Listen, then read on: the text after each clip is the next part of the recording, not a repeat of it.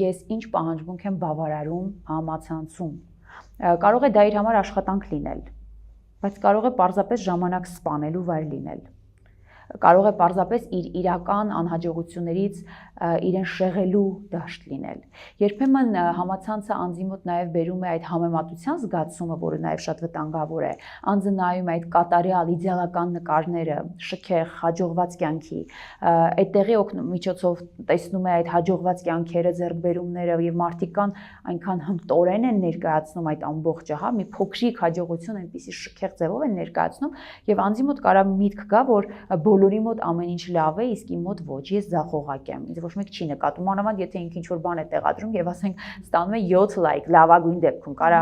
այդ նյութը կարա 14 ժամ, 20 ժամ դրված լինի եւ 4 հատ լայքից ավել չլինի եւ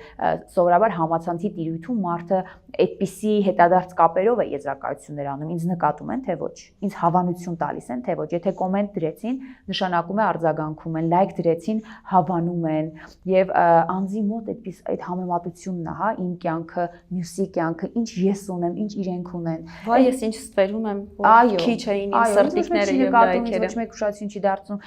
Շատ տարածված է նաեւ բուլինգը համացանցի տիրույթում, հա, այդ կիբերբուլինգ կոչվածն է, հենց այդպես է կոչվում,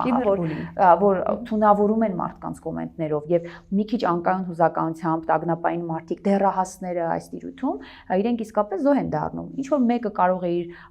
անտակտ կոմենտով թունավորել այդ ամբողջ մարդու հոգեկանը, ուղղակի գրելով օրինակ այսինչ հիմար աշխատանք է։ Մարդը երգ է գրել, ձայնագրել է, դրել է, ու մեկը գրում է, ինչ անտաղանդ